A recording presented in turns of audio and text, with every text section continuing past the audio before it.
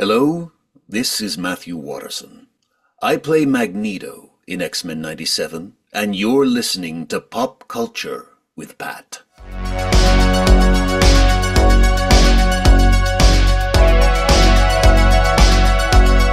Guys, welcome back to Pop Culture with Pat. So I am so excited to be joined by today's guests. Today we are talking all things X-Men 97 with Magneto himself, Matthew Waterson. Thank you so much for coming on the show today, Matthew. Thank you so much for having me. It's a pleasure to be here. Yeah, you are very welcome, man. So yeah, and by the way, guys, this will, now that the series is fully out, this interview will have spoilers in it most likely. So I just want to give you a heads up before, we jump into it in case you haven't watched it. But if you haven't yet, what are you guys doing? But yeah, I just want to kind of start things off for you, Matthew. Can you just talk a little bit about what your journey was joining X-Men 97, that the journey of joining that in the first place, and what your relationship was with the character of Magneto prior to joining the show? Absolutely. So in a terribly uninteresting way to a certain extent, I became involved in it in the sort of classic way of I got sent an audition. And I got sent an audition packet that had, I think, all of the characters in it because this was very early in the process. And they weren't sure who from the original cast was going to be available, was going to be willing to do it, all that kind of thing. So they were sort of casting a wide net just in case. So Smart. it was under a working title, which these things always are. So you get the audition and you look at it, and there's nothing in it that sort of tells you exactly what it is because everybody had different names. I have it on my desktop. I can pull it up and look, but like Magneto's name was like, I don't know, Terrence or Gary or something like that. It was something very sort of nondescript. But there were the sides, and there were also clips for reference, and of course the clips were from the original show. That kind of tells you what it probably is going to be, but then again, people are sometimes tricky at this point, and what they'll do is they'll take existing scripts from a show and existing characters as like archetypes, and they'll say, what we're looking for is something like this, so we're going to give this as reference to kind of see who can do this kind of thing, and then in callbacks, we'll start to shift them to something different. So you do it thinking, I think this is what it is, I'm pretty sure this is what it is. In our case, my wife and I are both voice actors, and she is friends with and has been friends with Jay Castorena, who's the lead director on the show, for about 7 or 8 years because he was on Justice League Action, he played Wonder Woman in. So he had texted her or emailed her, I'm not too sure which, and said, hey, if you get auditions for this project, make sure you do them and take them seriously. And so we went, oh, okay, this is, and we didn't know exactly what it was, but or we didn't know too much about it, but the big thing about it is that a lot of the time when you get projects that are big title projects for big studios or networks, there's a very good chance that they're going to go with celebrities for well-known actors because they can get them. And one of the things that kind of clued us into was, no, these roles are the roles that are actually up for grabs are really up for grabs. Like they are up for whoever comes in and does the best job, not necessarily who does the best job combined with who has the highest, recognizability factor. Yeah. And so that kind of gets your attention. So, the audition said, here are all of these characters, do the ones that you think you can kind of do. And so I had not watched the show growing up because I was in England in boarding school at the time and didn't have access to it. So I didn't have the same reference to it that my wife did and that a lot of the other cast members did, the new cast members did, of having grown up watching it. So I sort of watched through all of the samples that they gave and sort of went, oh, okay, I think Magneto I can kind of match. And I later found out that David, who had played him, was an English actor who had moved when he was young to Canada and spent the majority of his life doing theatre there. So I went, oh, we're both sort of half English, half North American and started in theatre, and our voices sit in a similar place. So in listening to his, I said, I think I can do that one pretty closely. And then once I found out more about him, I went, oh, well, it makes sense why I can do it. So that was how I sort of initially got involved in this particular project, was straight through auditioning and then doing a callback, and in which we basically recorded an entire episode. We did an entire session as though we were recording one of the early episodes. Wow. So that they could work with me and see how I took direction, how I did, what choices I made, and also so that they had stuff to then take and play with and plug in with other people and sort of build the cast, because part of the thing with building any cast is not just can the person do the job alone, but do they work well with the other people? So that's part of it, is seeing what the voices played, how the voices played off of each other and things like that. So we did that callback, and then eventually I heard, that I was getting the job, which was brilliant. But my exposure to the project or to X-Men really came from the live action movies originally. And, there ended up being a ton of those, and they vary in quality and in how much love people have for them. And like all those sorts of things, there's some that are generally not thought of great that some people think are absolutely wonderful, and some that the majority of people think were wonderful that other people go, well, I didn't like it because of this or that. But I will admit, like, I don't think I've seen quite all of them, but I've seen most of them. And I agree that they sort of sometimes varied in quality, but I enjoyed all of them. And so that was my initial exposure to X-Men in, the late 90s, early 2000s. And then from there, it was just sort of finding out more about it. And it's the thing that everybody does, where you see or you hear something and you go to Wikipedia and you go, what Yeah. is this? Or in this case, you can go to Marvel.com and they have, full character breakdowns and biographies and links and where they show up. So you can start to put the world together like that, through your own research. Or the cool thing now too, like even like on YouTube itself, you have so many different of these channels that just have these like massive breakdowns of these characters. So I'm sure that must be kind of helpful for you guys too, just to like reference some of those videos and be like, I can watch this and it can give me a nice little breakdown of what, Yeah. what I might be kind of getting into. It's hugely helpful, and you have to be a little careful either by being a little wary or asking people who you trust. And in the case of this show, what was amazing was that they put together an entire cast and crew who, were absolutely in love with the IP. And so there were a lot of people I could go to and say, hey, what is this, or how does this work, or what was this interaction, or what was this relation, or where do I go to find out information about that? And they could sort of point me to reliable, sort of Yeah. non-biased sources, because that's the Yeah. other thing. So sometimes you go, oh, this is a great idea, and or this person has a complete breakdown of it, and you watch it, and that person, it turns out, has a very specific point of view on it that is unique. And so you go forward going, well, this is the way that this character works, and then everybody says, what are you doing? That's very true. You got to love the internet.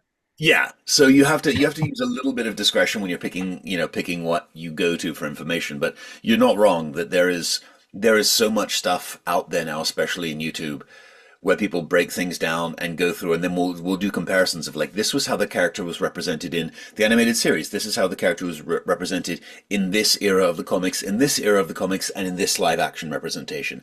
These are the common threads. These are the places where they were different. And the good ones will say, this is the bits that I liked and didn't like, but that's my own personal point of view. These are the commonalities. And that can be really useful.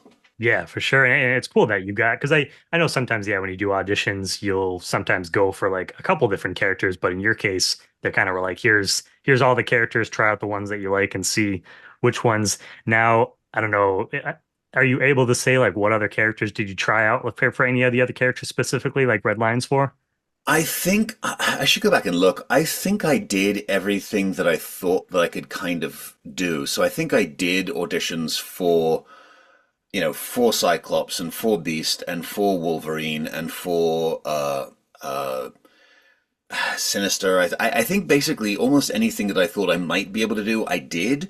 Yep. And then I'm very fortunate in that, I'll listen to them, and sometimes I'll decide I'm not going to send those auditions. And also my representatives have been with me for a long time, and I've trust very much. So I sometimes will say, I'll pare down some of the things I've done and then send them to them. And I know that there are times when they'll get an audition and just go, no, we're not sending that out. No, what are you thinking?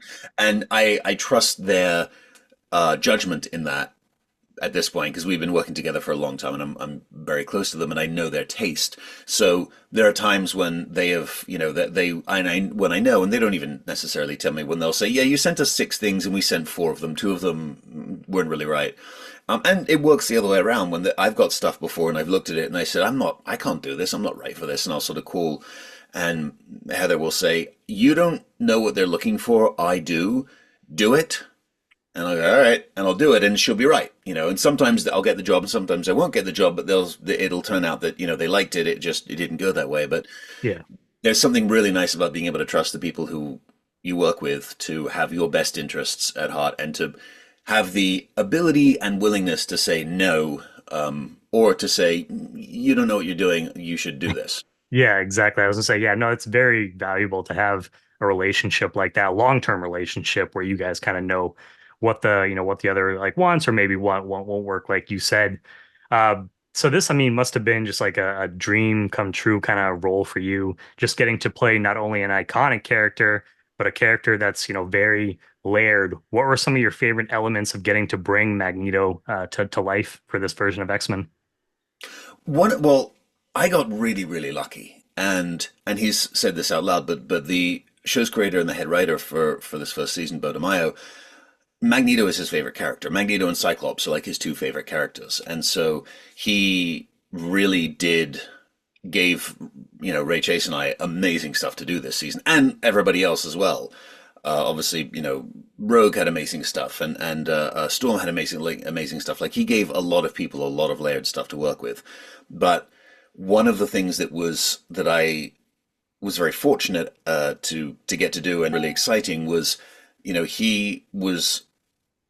he focused a lot this season on Erik and on Magneto in order that we kind of get a more full version of him, because the relationship has always been, or not always been, sort of since the Claremont days, has been, Magneto and Xavier as sort of these equals in this love-hate relationship, and they're fighting for the same thing but coming at it from different angles, but they know that the other person wants the same thing.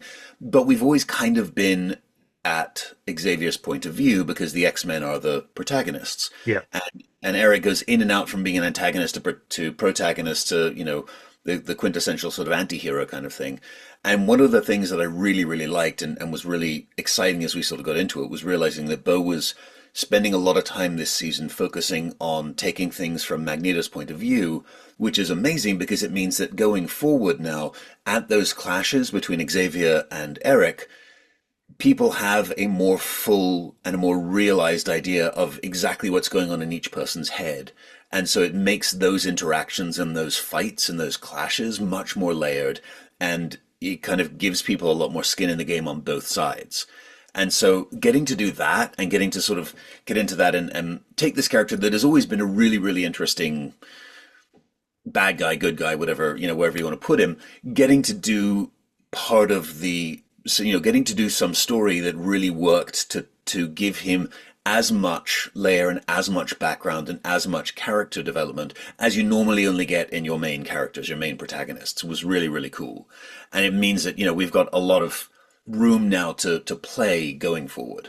Exactly. Yeah, no, I mean, that's one of the great things about the character too. Like you said, you were kind of, mentioned a couple times where good guy, bad guy kind of goes back and forth. And I just love those kind of characters where they have so many layers to them, and over seasons you kind of get to peel those back and see, kind of what's, laying like underneath. What was it just like getting to explore the character? I mean, coming into this series, like you said, he was going to take up, Charles' mantle. What was it like kind of just getting to explore it from that angle too? The I don't know, I don't remember which teacher, taught me this, but one of the teachers, or one teacher I had at some point in acting and drama and that kind of world, said that sometimes people will say, well, the character's never doing what they say they're doing, they're always doing something else. And somebody else later on corrected that to me and said the character, to make it interesting, the character is always doing whatever they find most difficult. And they might be saying that, the obvious thing that they are claiming to do, maybe what they're doing because that is the most difficult thing for them to do.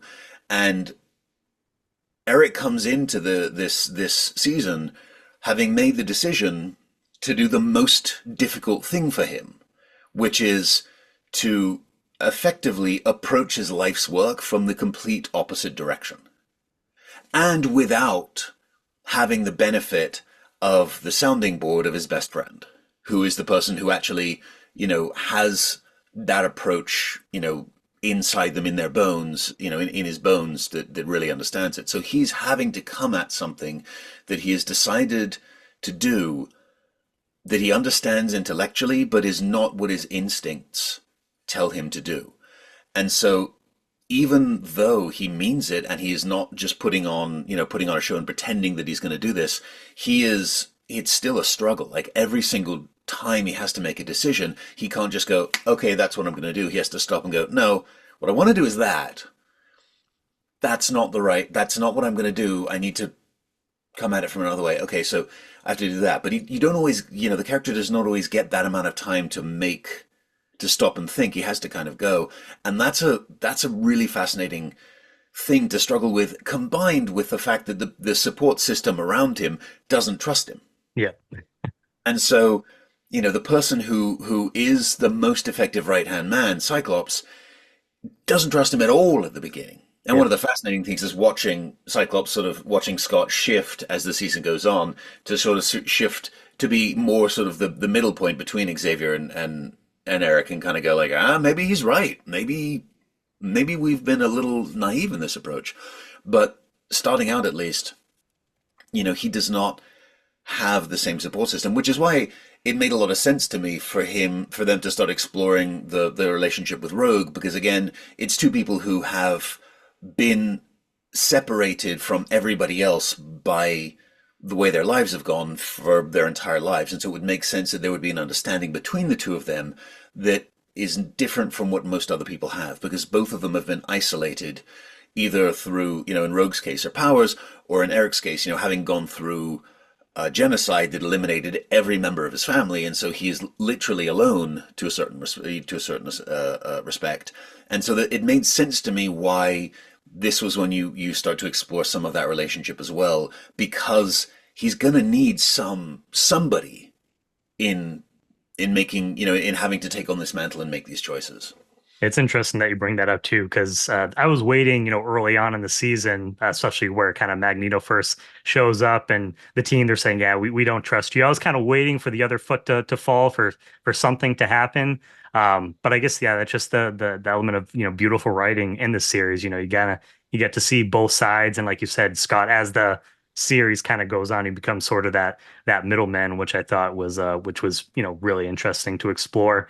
And I was going to ask you about just the whole relationship with Rogue, because that was definitely a big hot topic for fans online. I'm sure you probably saw a lot of it. I don't know, like if you kind of pay attention to that, like after like episodes air, but just like exploring that relationship, that must have been really exciting when you first read it, like in the scripts, I imagine. Yeah, it was fun. It was something that I didn't know existed in the canon, which there's a lot of the stuff that I didn't know existed in the canon, because I said my awareness of it was limited, especially compared to people, were steeped in it and grew up with it. But, when we started talking about it, and they said this comes from this era, this comes from this reign, this line of the storyline. Though, as I said, the way that it was folded in and the reasons why it makes sense to me to explore it in this series and this season explicitly made it make a lot of sense to me. Even though, there were a couple of things, and the relationship with Rogue was one, the new costume was another, where when they first said this is the thing, and I looked at it and I went, man, this is going to piss some people off. And they went, yeah, we know. That's why we're doing it. But the great thing has been, yes, I was certainly aware of a lot of the people either in support of it or upset with it in either way. But the nice thing was that, like, people were very upset with it, but nobody was actually upset, like, with me, Matthew. People were upset, and I'm like, you can and should. I want you guys to be so upset with story choices, not because you're going, it doesn't make sense, but because you're like, I don't like it. Like, that's great. That means that you actually are buying it and you're invested in it. You just may not like that choice. Great. Exactly. That's perfect. And so, anything negative that I had was just in terms of people actually being upset with the story choices, not with anybody personally. And that Yeah. I'm thrilled with. That is great. Yeah, yeah, no, it was something that as soon as that happened, I mean, I'm sure a lot of Gambit fans probably weren't too happy with that. Magneto, he has some incredible moments in this first season, like we've talked about. There was a lot written for him, so you definitely had a lot to work with there. Going from recording in the booth to seeing everything finalized, what were just some of your favorite moments throughout the season for Magneto? I was really lucky in terms of my favorite moments, in that the ones that I loved when I saw them on the page also were the ones that I loved when I saw it realized on screen. And there were things that they did on screen, and this is one of the things that's great about animation. There were things that were done on screen that were physical choices or movements or camera shots or angles or things like that, or physical things that characters did that were the choices of the directors and the animators and stuff like that that helped that were amazing. And those are always great because you don't necessarily know those when you're recording it. You'll be like, no, I was doing this scene, but then on screen this is what happens, and you go, oh, that makes it so much better. That's Yeah. amazing. Or somebody will do something, your character or another character will do something in the background while you or somebody else are talking that makes it better or makes it funnier or makes it more meaningful. That wasn't in the screen. Someone was just watching it and went, oh, it would have an impact if this character like turned to and walked away there in the background. And there's no sound or anything to it. They just do that. So there are moments like that are in the script, but the they had such a clear and specific vision for what it was they wanted to do with this show that there was the surprises were just realizing how good everybody was at their jobs as opposed to, oh, that was a story thing that I didn't see coming. There's stuff that surprised me because I didn't get every script. The episodes that I wasn't in, I didn't get. So those episodes were completely new to me. Yep. So when there was stuff that happened in there where I went, oh, that explains what I'm referring to or what someone else is referring to in episode 9 or episode 10. I hadn't seen that because I wasn't in 6 or. Because yeah, you were kind of in the dark. Yeah. I was wherever I was that Bastion was keeping me before he shaved and after he pulled me out of Genosha. Um, but in terms of it may be boring to say, but it's kind of the obvious ones. Like the UN speech was as soon as I read it, it was amazing to do.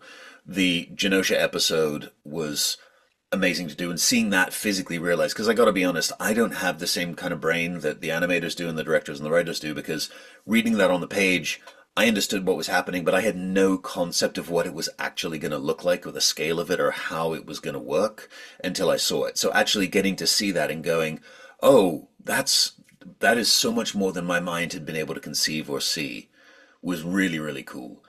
And then the entire, the last couple of episodes, the entire back and forth between Erik and Charles that was happening in Erik's mind while he was trying to get him back while the entire world was collapsing.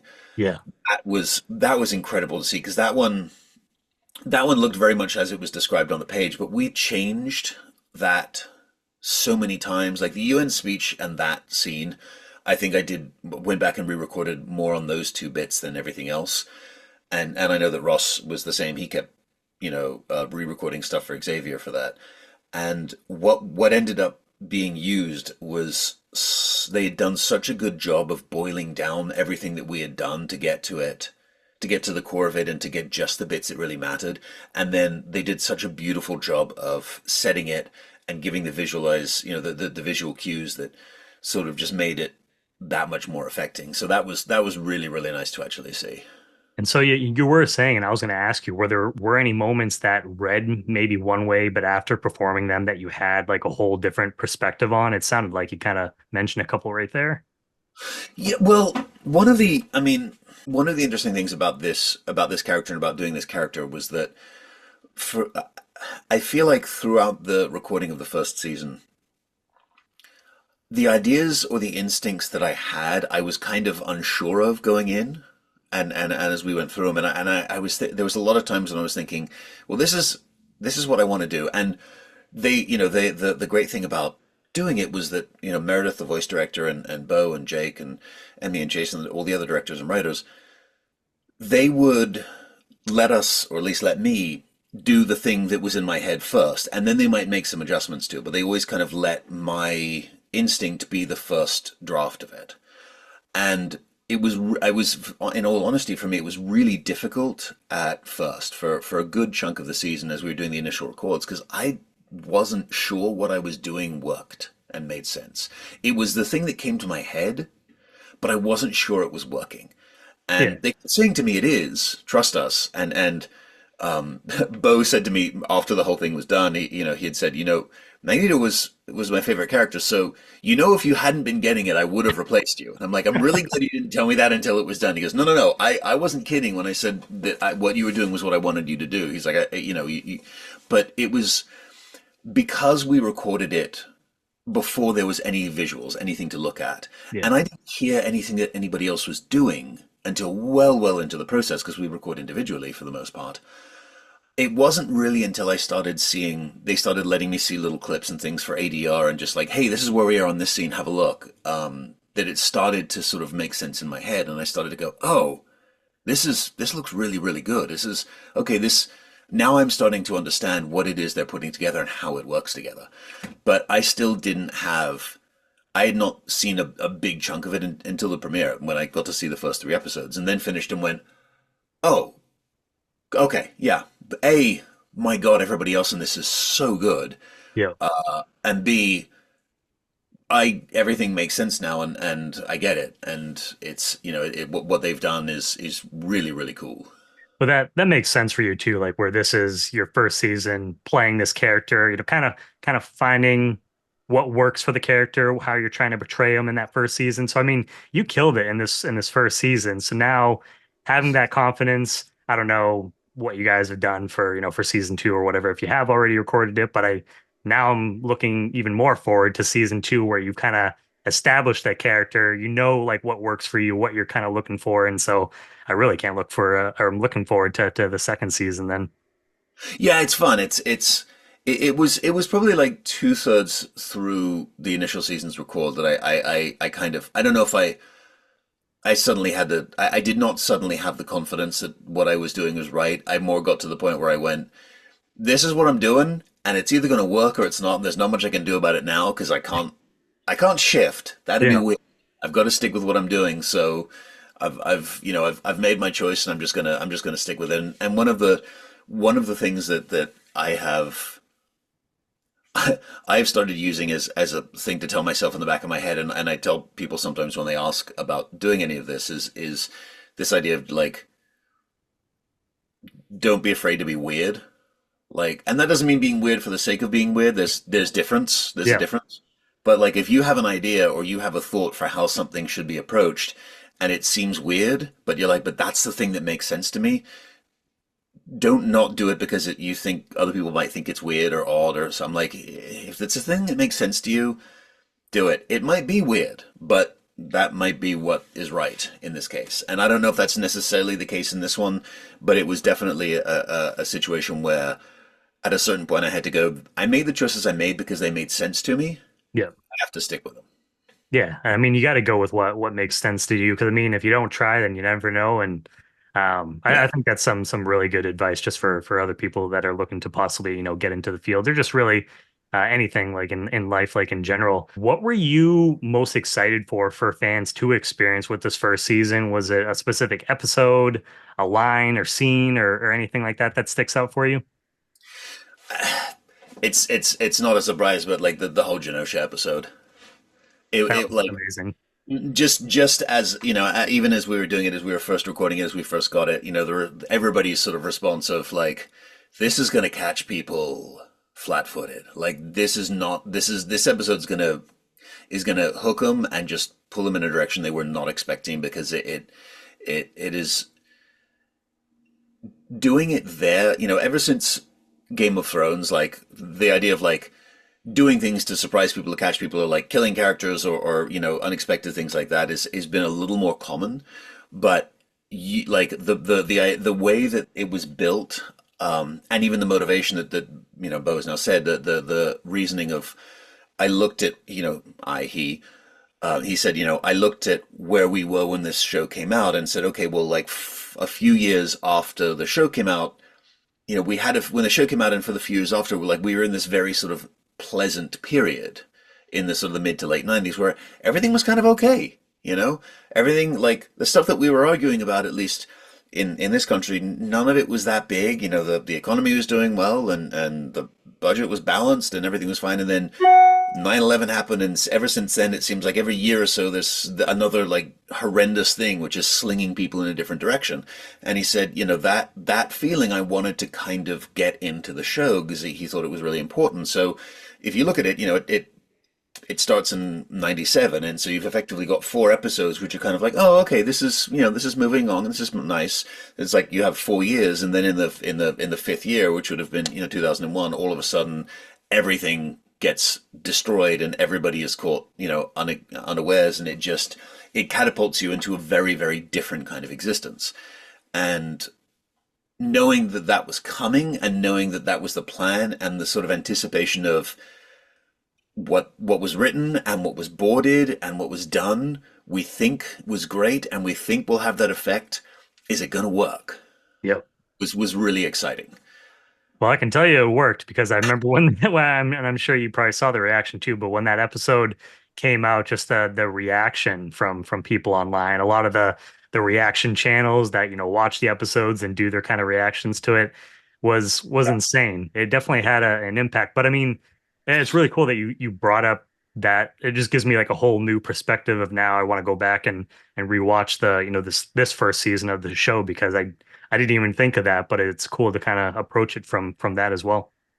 Yeah, he I can't remember what he wrote that a month or two ago, I think on I think he put that on Twitter or something. But and if you go back and look, even in they even it's even said explicitly in episode 4 in the motor stuff with Jubilee and Sunspot, where there's the sort of the conversation about, you're trying to stay a kid and stay in like this stuff that made you feel comfortable because of this nostalgia thing, because it's what you like and what makes you feel comfortable. And that was, he did that in episode 4 because he was literally, and you kind of didn't realize until episode 5, but he was literally commenting on the show and the thing of like, yeah, everyone likes this because it came from a time when everything was kind of okay. You were a kid, and maybe life was great as a kid, maybe life was terrible as a kid, but you were a kid, and so certain big problems of the universe and the world didn't impact you, and there weren't quite the same ones that there would be a couple of years later.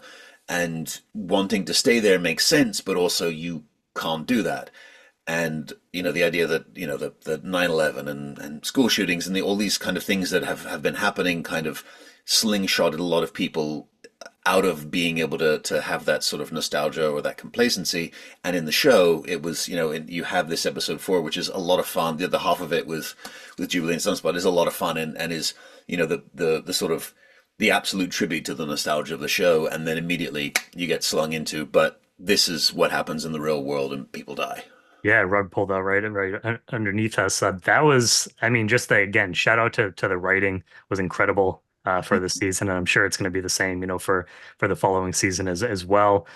You had mentioned before, like obviously, your character is not in every single scene, every single episode, so you don't necessarily get all of those scripts. But watching the show, what were some of your favorite moments from some of the other characters in the series for season 1? I I'm it's no surprise that the a lot of the stuff with Nightcrawler I love. He's great, and especially like the fight scene with Nightcrawler and Wolverine, where you get to see the teleportation from inside, Yep. but B, you get to see the teleportation really used for combat in a way that is so exciting to watch and is so much fun. And when it's being used well, and he's like disappearing and reappearing, and always getting out of somewhere right at the last moment and jumping into somewhere at the last moment, like that's just so much fun to watch. Um, the way that the writers, the directors, and Ray made Cyclops, made Scott so bloody cool this season, I just loved. Like almost every scene with Cyclops was awesome from the very beginning opening, and like there's this stuff that he's saying and doing that could so easily be sort of like cheesy Boy Scout stuff, but it works and it's cool in a way that is so hard to do. And they made that character so exciting and so fun and made it so that you didn't know what he was going to do. And Yep. that's tough with a character like that. It's the same problem that you have with Captain America or with Superman. You kind of always, if it's not done well, and by well I mean almost perfectly, the problem with those characters is there's no, you know what they're going to do. There's no mystery about the next step. Yeah. Like, because if it's they're always going to do the right thing, and you know what their version of the right thing is, there's no mystery and there's no sense of what's going to happen next. There's no excitement. To make a character like that exciting by making it so you don't know what they're going to do next is really, really hard. And everybody involved in it in this show did an amazing job. And so, that those scenes were great. And then also getting to watch Alison Seeley Smith have Storm do the whole arc that she did is and what again what they managed to do because they had so much to get in this season, like what she managed to do with that character in the amount of time that she had to do it, the size of the swings that she managed to do is just it's mind-boggling. I feel like yeah, each character like in the X-Men got their moment to shine throughout the series, which is really important. And especially yeah with the Scottish, I think Cyclops fans, I think really happy with how like the season probably turned out like overall. Sure. Yeah. Yeah, he was they the way that they did it, it made it so easily understandable why that character was the the in the field leader of the team Yep. in a way that you go, yeah, I would follow him, and Wolverine would follow him, and like any of the characters that have sort of behavioral issues, you're like, yeah, but I get why that person who doesn't like listening to anybody will listen to that person. For you, Matthew, like has playing this character Magneto, has it taught you anything about yourself or given you a new perspective on anything in your life? I don't know if specifically the character itself has, but one of the things that's been really, really interesting to me, and I've talked about this a little bit before, I don't go back and rewatch the show, but what I have been doing is watching reaction videos online or watching people doing watches of the show. And I had the understanding of where X-Men sort of sits in comic lore in terms of it is very much a an allegory for sort of any marginalized group of people, and it sort of has been very very it has been something that the LGBTQ community has identified with. It's been something that a lot of people of different communities of color have identified with. But watching the reaction videos and seeing and hearing so many people in those groups specifically picking up on individual things in the show and all different things. Like everybody has like a different thing that they suddenly go, "Ooh, that! Look at I've never seen that before." That speaks to them, and they'll be talking to the friends they're watching it with, and they'll say, "Oh, that's amazing! I love that bit because X. I love that bit because Y." And you start hearing how these things connect them and how these things make them feel like somebody out there understands them, both somebody out there who is like them understands them and somebody out there who is not like them understands them. That's been amazing to me because I'm a straight middle class white guy. Like my life has been exactly as you would as you would think it's been. So having an intellectual understanding of that and then having a visceral understanding of it, of seeing how people react to it in their own homes and in real time, has been really really eye-opening. And also I've started as a result of this show to do comic cons, Yep. and the number of people who have come up, a lot of the time kids, and when I say kids, I'll say sort of usually teenagers, like teenagers to early 20s, who've come up, who have said, this is a show that my dad watched, or my mom watched, and then we've started watching this together, and it's been something that's brought us together because I am this or that, and I've had these difficulties with my parents. They haven't understood me. We haven't seen eye to eye, but we're able to sit and watch this thing that they love and that I love together. And because nobody personally feels attacked by it, because it's about aliens and humans, it's not about specific groups of people. It has allowed, a lot of the times these people have told me, it has allowed their parents to not necessarily to see the message without feeling it as an attack on them. Yep. So whereas if somebody is saying, well, you don't understand this group because you're racist, you're sexist, you're homophobic, you're this or you're that, people feel attacked and their defenses immediately go up. If they're watching in the show the Friends of Humanity or whoever persecuting the mutants, it doesn't feel personalized. So it's a lot easier to go, oh yeah, no, that doesn't look right. Oh wait, yeah, I kind of see the parallels. And so I've had kids coming up to me and saying like, this, watching this through week by week with my parents or with one of my parents has helped us to have a conversation without emotion, without emotion involved in a way that we haven't been able to have before, and has actually helped us to understand each other. That is something that I did not anticipate having people come and tell me. at all, let alone with the frequency that it has happened in the 5 conventions that I've done in the last 2 months since this came out. So that's been something that has been amazing to sort of get to be party of. That was something I was actually going to ask you about because myself, like I go to cons, like several of them, like throughout the year, and Sure. so you just starting out with this experience. Yeah, I'm sure you've had some amazing conversations with fans, and it's crazy to think it's like God, getting old that just thinking about that the original animated series, it came out like almost 30 years ago. So yeah, you do have the parents, and now they have kids, and they're watching the show, so. Yeah, I'm Yeah. sure you've gotten some great moments with fans at some of these conventions. It has. It's been amazing, and I am not an extrovert. The complete opposite. So the idea of doing conventions was always a little like, I mean, it looks like it could be fun, but it also is terrifying, and I'm not too sure if I'm gonna sort of be able to do that and spend 2, 3, 4 days just sitting at a table talking to people. But one of the things that I've learned very quickly and have been helped by people who have done a lot of conventions who've sort of shared tips and information with me is the understanding that the people who are coming to the conventions to see somebody are coming because there's something that they love. There's a TV show, there's a film, there's a comic, there's a property that they love.